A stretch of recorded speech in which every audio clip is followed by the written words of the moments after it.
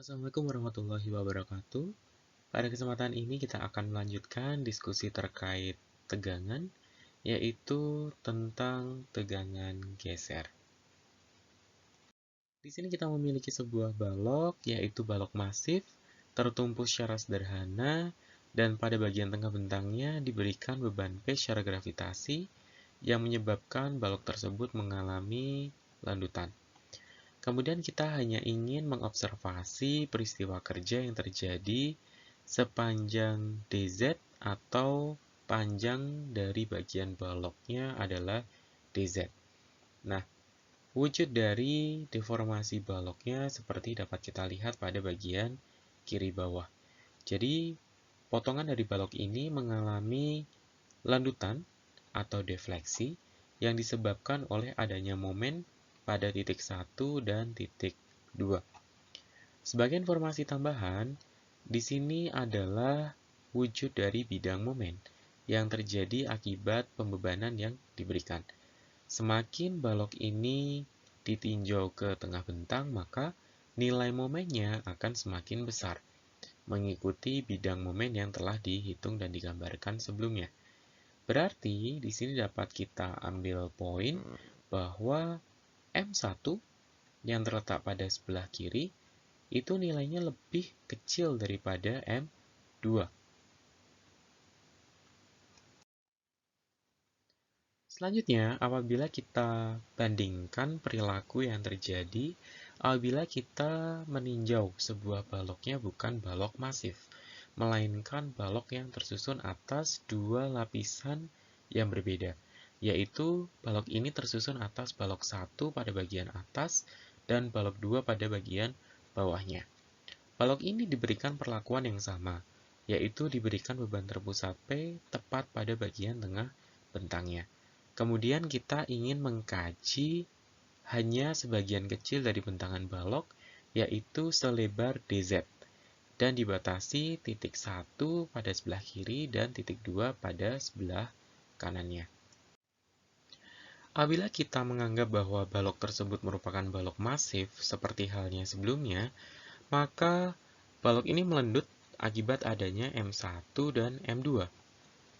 Namun, yang terjadi di sini adalah apabila kita menyusun baloknya atas dua elemen yang berbeda, yaitu balok 1 dan balok 2, maka bersamaan dengan lendutan yang terjadi atau defleksi yang terjadi pada balok tersebut juga akan mengalami pergeseran antara kedua sisinya.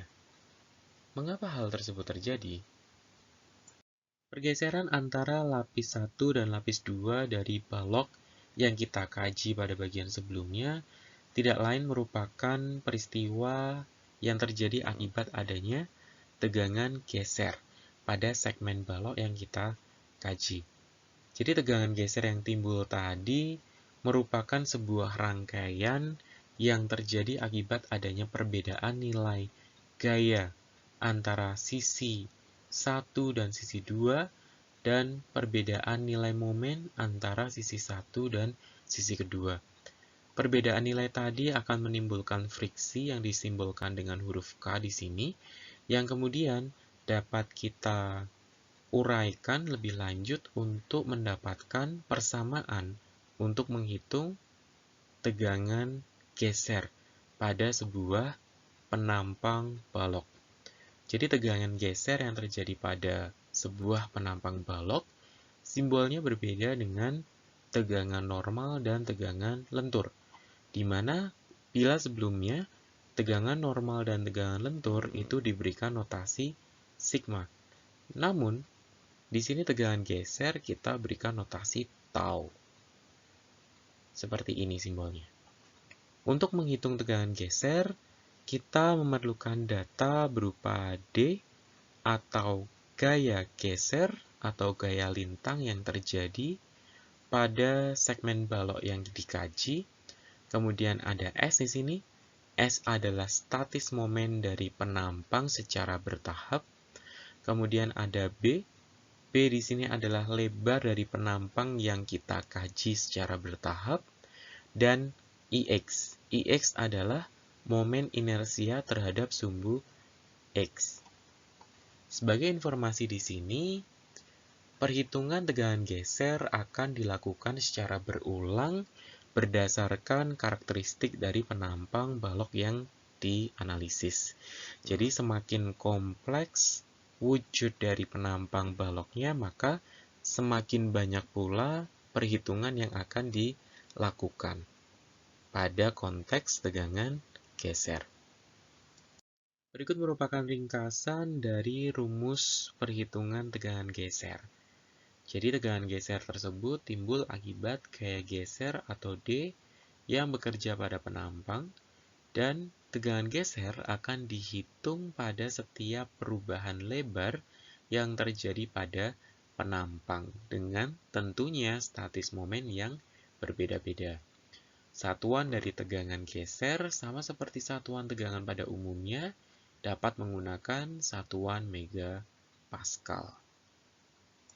Sebagai contoh, di sini kita memiliki sebuah balok dengan bentang 15 meter terhitung dari tumpuan A ke tumpuan B. Pada bagian kanan dan kiri balok tersebut dilengkapi dengan perpanjangan bentang selebar 2,5 meter dan 2 meter.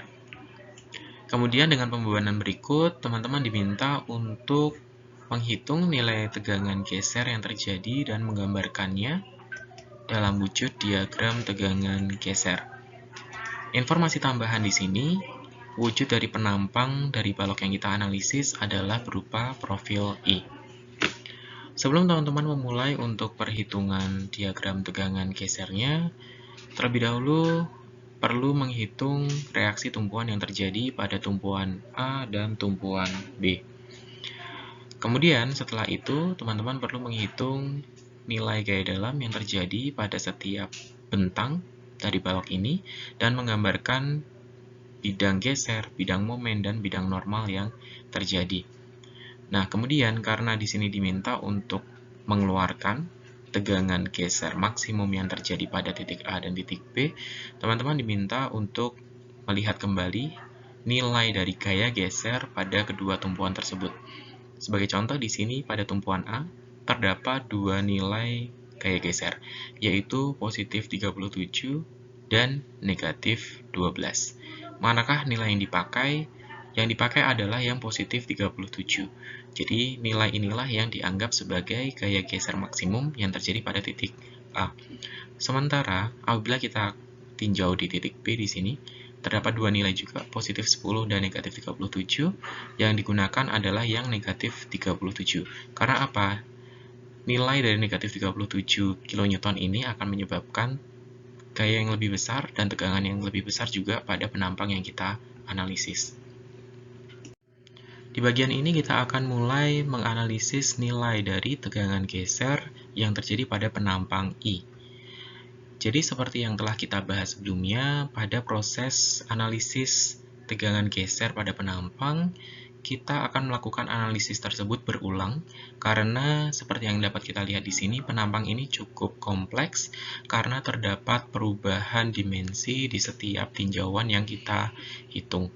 Sebagai contoh di sini, pada potongan 1-1 yaitu transisi antara penampang dengan lebar 30 ke penampang dengan lebar 15, disinilah tempat kita akan menganalisis besarnya tegangan geser yang terjadi. Kita akan menghitung setiap transisi ini 2 kali.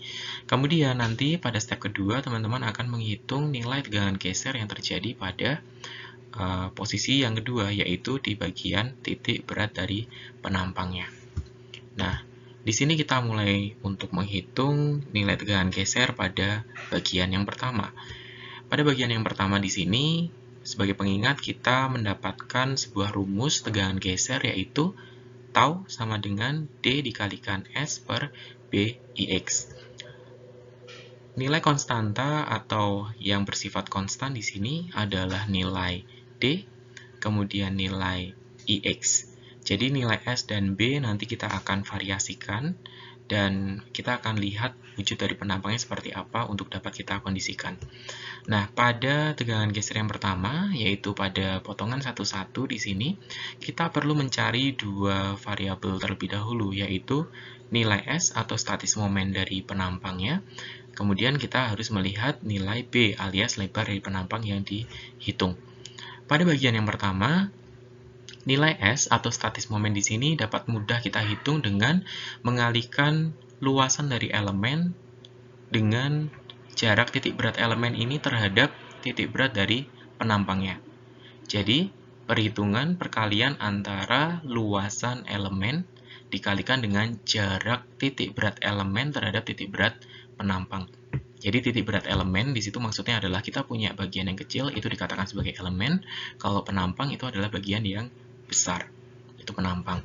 Nah, jaraknya itu berapa? Jadi contoh di sini yang diarsir warna hijau, jaraknya adalah separuh dari 60, yaitu 30, ditambah separuh dari 10, yaitu 35. Jadi statis momen pada bagian pertama adalah luasannya 30 dikalikan 10 dikalikan 35. Hasilnya adalah 10.500 cm pangkat 3. Jadi S1 di sini nilainya adalah 0,01 meter pangkat 3. Lebarnya berapa? Untuk kajian yang pertama kali kita hitung di sini, lebarnya adalah 30 cm. Nah, dari kedua nilai yang telah kita analisis tadi, tinggal kita substitusikan ke dalam persamaan dan diperoleh nilai dari tegangan yang terjadi pada bagian pertama, yaitu sebesar 0,13 megapascal. Selanjutnya, dengan posisi yang sama yaitu potongan 1,1, seperti yang dapat kita lihat di sini, terdapat transisi lebar dari 30 cm ke 15 cm. Berarti kita harus menghitung tegangannya sekali lagi dengan nilai B yang sebelumnya 30 cm menjadi 15 cm. Jadi kalau kita substitusikan dengan nilai B sebagai penggantinya tadi, diperoleh nilai sebesar 0,26 megapascal.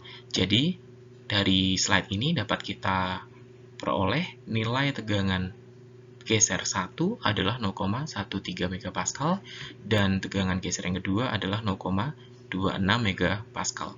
Kedua nilai tegangan ini terjadi pada titik potong 1,1. Selanjutnya kita akan menganalisis tegangan geser yang terjadi pada potongan 2,2 ya. Nah, sebelumnya tadi telah kita hitung nilai tegangan geser pada potongan 1,1.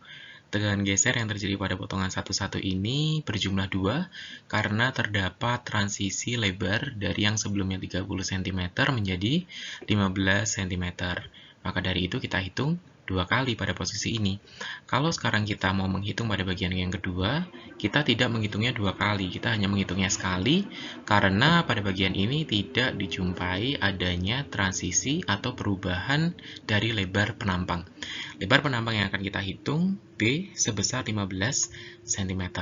Nah, yang menjadi catatan di sini adalah teman-teman memerlukan nilai dari statis momen. Nah, statis momen di sini yang perlu diingat adalah merupakan nilai akumulasi statis momen dari yang atasnya juga. Jadi kalau kita menghitung statis momen pada potongan 2,2, berarti statis momennya itu adalah gabungan dari yang warna oranye dengan yang warna hijau. Sementara yang warna hijau tadi kan kita sudah selesaikan ya, kita simpan nilainya, dan kita tinggal tambahkan aja dengan yang warna oranye. Yang warna oranye ini berapa statis momennya? Berarti kan rumusnya tadi, luas dari elemen dikalikan dengan jarak elemen terhadap titik berat penampang ya. Nah, di sini berapa jarak titik beratnya? Berarti separuh dari separuhnya 60 atau seperempatnya dari 60. Nah, itu nilainya akan dikalikan dengan luasan yang warna oranye. Itu adalah S2-nya. Kemudian, untuk menghitung akumulasi, berarti tinggal ditambahkan saja S2 dengan S1, ketemu di sini 0,017 meter pangkat 3. Nah, dari sini kita dapat hitung nilai dari tegangan gesernya atau tau 3 ds per Bix, tinggal substitusikan saja angkanya, diperoleh 0,43 megapascal. Nah, berikut merupakan ringkasan dari nilai tegangan yang terjadi pada penampang tersebut. Karena penampang ini simetri ya antara atas dan bawahnya, kita dapat menghitungnya sebagian, yaitu pada potongan 1 yaitu dilakukan 2 kali dan potongan 2 dilakukan sekali. Nah, nilai dari tegangan yang ada di bagian warna biru di sini merupakan pencerminan dari yang warna oranye dan warna hijau tadi. Teman-teman tidak perlu hitung. Kecuali teman-teman berhadapan dengan penampang yang lebih kompleks daripada ini, tidak memiliki sumbu simetri, berarti harus dihitung sejumlah dari perubahan lebarnya. Apabila kita gambarkan nilai dari tegangan geser yang telah kita hitung sebelumnya dalam wujud diagram, berikut merupakan wujud dari diagram tegangan gesernya. Jadi, kalau kita tinjau pada tumpuan A dengan nilai gaya geser seperti yang telah kita ketahui pada slide sebelumnya, di sini kita peroleh wujud dari diagram yang membentuk kurva seperti kubah ya, dimana kalau kita lihat lebih lanjut, nilai dari tau 1, tau 2, dan tau 3 secara bertahap itu bertambah. Nah, tapi di sini tidak mutlak bertambah, kita menyesuaikan karakteristik dari penampangnya. Bisa jadi, teman-teman nanti ketika menjumpai kasus yang lebih kompleks daripada ini, tegangan yang terjadi pada misal tau 4, tau 5 nilainya lebih kecil daripada tau 2 atau tau 1. Itu wajar, karena nilai dari tau itu tergantung dari karakteristik dari penampangnya. Kemudian apabila hal yang sama kita lakukan pada tumpuan B, karena yang menjadi variabel di situ adalah nilai dari gaya geser yang terjadi, sehingga wujud dari diagram tegangan gesernya ya sama. Yang berbeda di sini hanyalah nilai tegangan gesernya saja. Nah, selanjutnya di sini kita memiliki balok yang sebenarnya memiliki karakteristik yang sama. Namun yang menjadi perbedaan antara keduanya, kita punya penampang yang ada lubangnya di bagian tengah. Perbedaannya gimana ya nanti ketika mengerjakan nilai dari tegangan geser yang terjadi dan penggambaran diagramnya. Kita akan ulas sekilas saja ya. Nah, di sini kita diberikan ilustrasi penampang I yang sudah dilubangi bagian tengahnya. Kemudian, berapa kali kita akan menganalisis tegangan yang terjadi di sana. Kita lihat terlebih dahulu berapa banyak potongan. Potongan ini mengindikasikan berapa banyak transisi atau perubahan lebar yang terjadi, yaitu antara yang warna hijau dan warna merah, itu yang pertama, kemudian yang warna merah dengan yang warna biru, itu yang kedua, dan yang warna biru ke titik berat penampangnya. Nah, dari yang warna hijau ke warna merah di sini, di potongan 1-1 ada transisi lebar dari 30 menjadi 15. Berarti di sini kita akan hitung nilai tegangan gesernya 2 kali. Kemudian, transisi antara yang warna merah dengan yang warna biru di sini ada perubahan lebar dari 15 cm menjadi yang lebih kecil ini ya, yang hanya bagian warna biru. Nah, berarti kita juga hitung pada bagian itu tegangannya 2 kali. Kemudian pada potongan ketiga, kita akan hitung nilai tegangannya sekali. Nah, berarti berapa kali total kita menghitung tegangan yang terjadi pada penampang ini? Pada potongan 1 tadi 2 kali, kemudian yang potongan 2 2 kali, yang potongan 3 itu sekali, berarti total 5 kali perhitungan.